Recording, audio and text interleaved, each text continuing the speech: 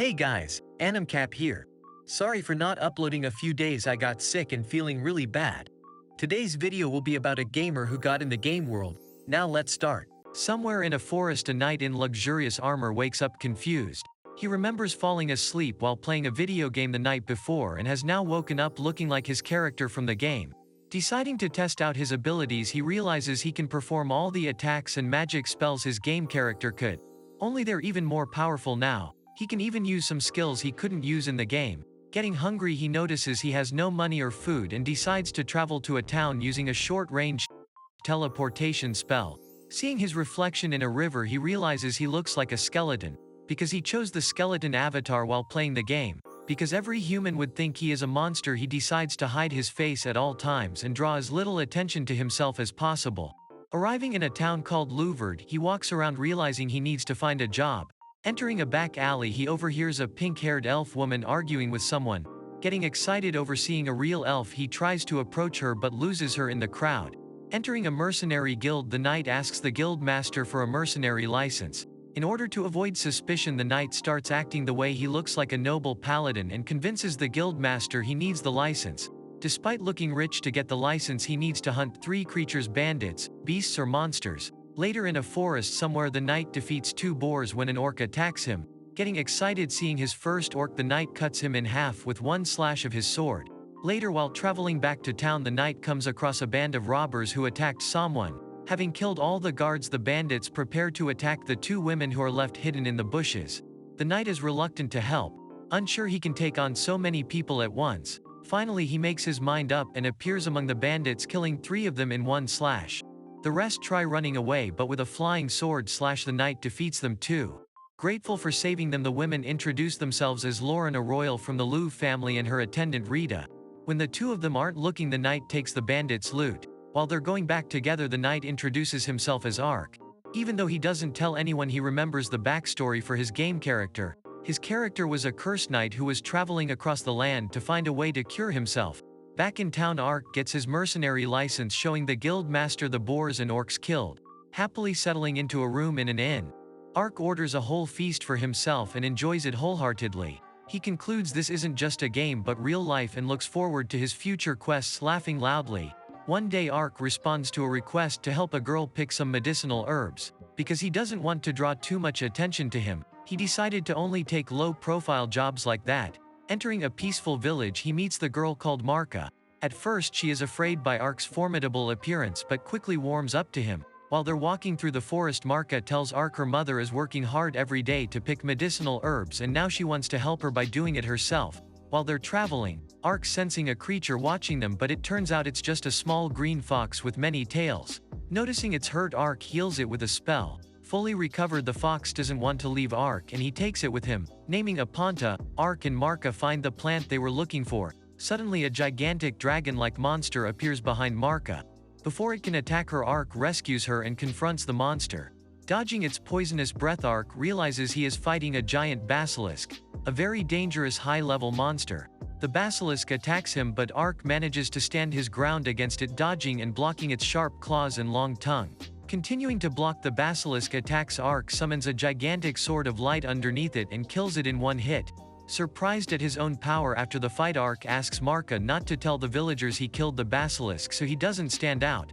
He also notices a strange ring around the basilisk's leg, but it disappears before he can examine it. When they return to the village, Marka reunites with her mother, who is worried but is glad nothing happened to her daughter. At sunset, Ark and Marka say their farewells and Marka's little sister gives Ark a flower crown. That night, somewhere else, a squad of mates fights and barely manages to defeat another giant basilisk. They have found the corpse of the basilisk, are killed, and are impressed when they notice it has been killed in one hit. Back at the inn, Ark enjoy the dinner thinking about Marka gratitude. Ark decides to take more challenging quests in the future and help more people. One night, Ark is chasing down some bandits in a cave. Some time has passed and Ark has gotten used to doing quests. After defeating the bandits, he finds chests full of gold and 2 empty cages. In a royal palace, an attendant is reporting to a short fat man called Triton, the lord of the town of Diento. It turns out Triton sent the bandits to assassinate Lauren and the basilisks who attacked the area around Louvred. So he is outraged because both his plans failed. He was secretly employed by a man called Dakar, one of the princes of Rodent Kingdom. Dakar wants to take over Louvert because it is strategically important for attacking the Western Kingdom. Triton is also managing an illegal elf slave trade, and his son Eudolin is currently escorting the slaves back at the cave. Ark is ambushed by a hooded woman. She attacks him fiercely, but he manages defending against her. As her hood falls down, he recognizes she is the pink-haired elf he saw in town in the past. The elf is convinced Ark is one of the bandits who kidnapped the elven children she came to rescue. However, when she sees Ponta, she stops attacking. She recognizes Ponta as a spirit creature, and those creatures would never accompany a bad person. Realizing Ark isn't a bandit, she apologizes to him and tells him she came here to save the elves who were kidnapped and sold into slavery. Ark tells her he saw empty cages in the cave and proposes to help her find the elves, but she refuses, saying it's an issue that the elves have to deal with themselves. Before Ark can say anything else, she leaves. Later at the inn, Ark decides to try finding the pink-haired elf again, since she is the first elf he has ever met. The next day, Ark teleports around trying to find the elf woman. He explores the elf forest when Ponta hears something nearby. A group of elf hunters capture a runaway elf slave. They take her back to the camp, where there are 3 more elves in a cage. Eudolin, who is Triton's son, cruelly threatens the runaway elf. Ark sees all this hidden in the bushes. But before he can do anything, the pink-haired elf appears and attacks the elf hunters. Several hunters attack the pink-haired elf, but she defeats them all with no issues. Suddenly, Eudolin takes the 4 captured elves as hostages, telling the pink-haired elf to stop attacking. Seems she is in trouble. Ark comes out of the bushes and knocks Eudolin out, allowing the pink-haired elf to finish her fight. Afterwards, they notice the captured elves have mana-eating collars that drain their magic power. The pink-haired elf can remove them, but Ark undoes them with no problem and heals all the elf's injuries. A couple of hooded elves arrive and recover the captured elves, who thank Ark. Before leaving, the pink-haired elf introduces herself as Arian and tells Ark she has never met a kind and powerful human like him. Convinced she can trust him, Arian wants to hire Ark as a mercenary, and he accepts. The two of them travel to the town of Diento, where they meet with Danko, one of Arian's elven comrades. Danke tells them he has found out the location of a building in Diento where more kidnapped elves were taken. They decide to wait until late night to storm the building and rescue them. At night, Ark together with Danko and Arian depart, not noticing that ninjas following them. Ark teleports the 3 of them to the roof of the building and they sneak inside through a window. Going deeper, they are surprised to see corpses in some of the rooms. All of them killed in the same way. Splitting up, each of them searches another part of the building. Entering one of the rooms and finding more corpses, Ark is attacked by the ninja who is following him before. He notices the ninja is a woman with animal ears and a tail. The ninja stops, noticing Ark isn't one of the bandits, and apologizes to him. Resuming Ark came to save the elves, she tells him most of them are imprisoned underground while 2 are held captive in the Lord's palace. She gives Ark a scroll and leaves through the window, mysteriously telling him they will meet again. Ark opens the scroll and finds a contract for purchasing elf slaves. Rejoining Arian and Danka, the 3 of them notice the contract mentions the Lord of Diento. While they are talking, a bunch of thugs enter and attack them. Arian sets her sword on fire with a spell and burns them, defeating them easily. Finally reaching the underground dungeon, Ark and the others free the imprisoned elves. Ark teleports everyone outside of town while Danko stays with the rescued elves. Arian and Ark noisily break in the Lord's palace and alert the guards, but manage to hide. In time, they destroy a wall and barge into the Lord's chamber, where they see Triton together with his son and the 2 kidnapped elves. Triton gets angry, but Arian kicks him. Ark accidentally finds a hidden room while the 2 kidnapped elves beat up Triton. A group of guards enters the room. Arian defeats them with her flaming sword and tells the 2 elves to go meet with Danko.